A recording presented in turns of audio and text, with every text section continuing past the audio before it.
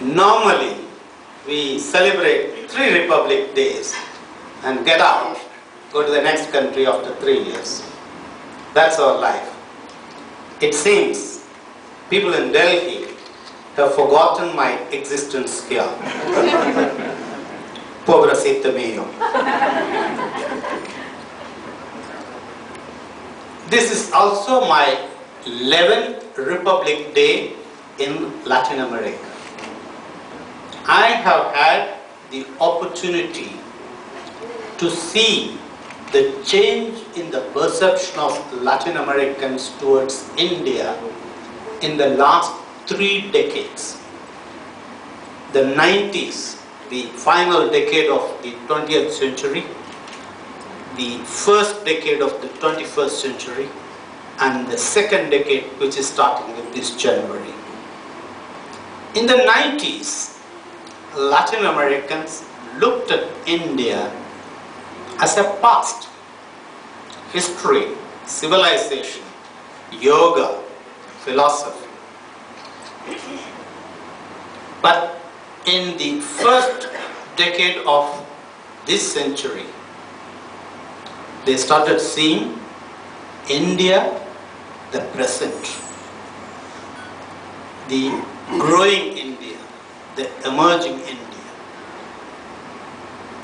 And now, in this decade, the Latin Americans are looking at India, the future.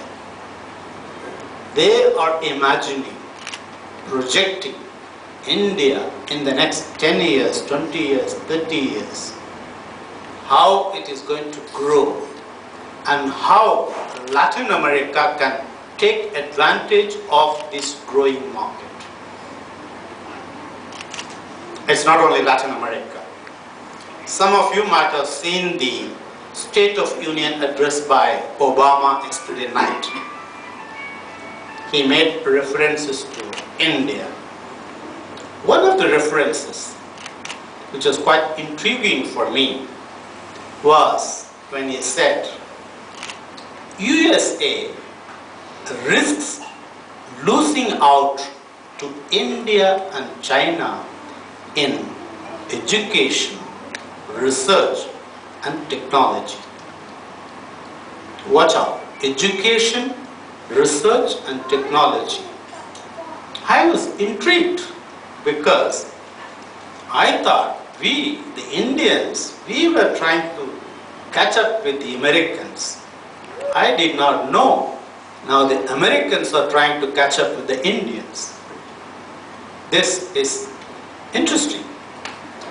Now the competition for the Americans come not only from Bangalore or Gurgaon or Chennai. It has started emerging from within the United States. 2 weeks back, an Indian woman called Namrata Randhawa, Nikki Haley, was elected as the governor of South Carolina. She was the first non-white woman to be elected as governor of South Carolina. She is the youngest governor in the whole of United States, just 38 years old. And guess who is the second youngest? Another Indian, Bobby Jindal, the governor of Louisiana. Now, the youngest and the second youngest governors who are from India in the United States, they are the potential competitors to Mr. Obama. Friends, this is a time when we as Indians, we can say our name loud and you can expect recognition and a bit of respect too.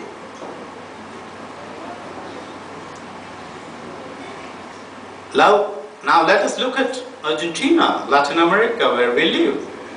How are they doing? Latin American GDP last year grew by 8.4%, almost like that of India. It is one of the highest growth rates in this decade. And this is even more amazing considering the fact that Argentina, along with the rest of Latin America and the world, got hit by the global financial and economic crisis. Argentina has withstood this crisis successfully with its strong macroeconomic fundamentals and its resilience. There is going to be growth in 2011, and there is going to be growth in the years to come in this decade. And so is Latin America. Latin America grew last year by 6%. And they say in the next 7 years, Latin America is going to outstrip the global growth rate. So welcome to this new Argentina and Latin America, which are also growing and becoming prosperous and stable. Naturally and predictably, there is growing trade and business between the growth market of India and the growth market of Argentina and Latin America. Last year, our trade with Argentina crossed $2 billion, and our trade with Latin America crossed $20 billion. And there are more and more Indian companies which are investing in Argentina and Latin America. In Argentina last year we had 3 new companies. One is Godrej, which has bought 2 companies and entered cosmetics business. Second is Copal Partners, another KPO, Jamile Khoury. There she is. She is the CEO of this new KPO. It's the second KPO of India after Christ and Irevna of Krishna. And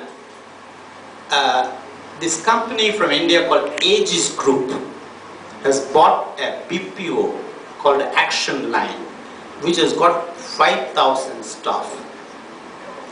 This is the largest Indian BPO in the whole of Latin America. Now, with this, the number of Argentines who work with Indian companies has increased to 7,000. And the number of Latin Americans who work with Indian companies has increased to about 35,000, and more is going to come. And it is not only business and trade in products. The latest is the romance of Bollywood with Argentina and Latin America. Last week there was a release of a Hindi film called Do Bhi Got, which is a box office hit.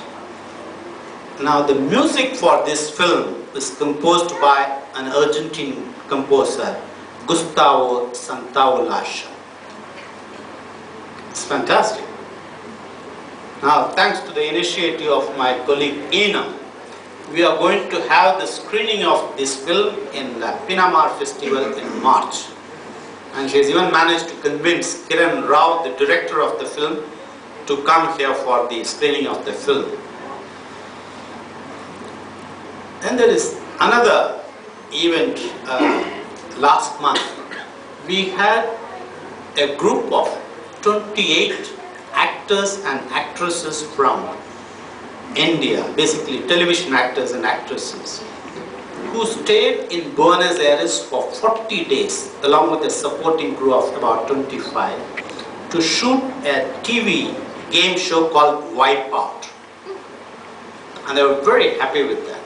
Now, this is going to be screened in the TV channel called Imagine, which used to be earlier with NDTV, from 1st to 16th February, every night, I think at 8 o'clock or 9 o'clock. Now, before each episode, they are going to show a bit of Argentina. Buenos Aires, Puerto Madero, Iguazu Falls, and Calafate Glacier. So this is going to raise the image and interest of Indians in Argentina.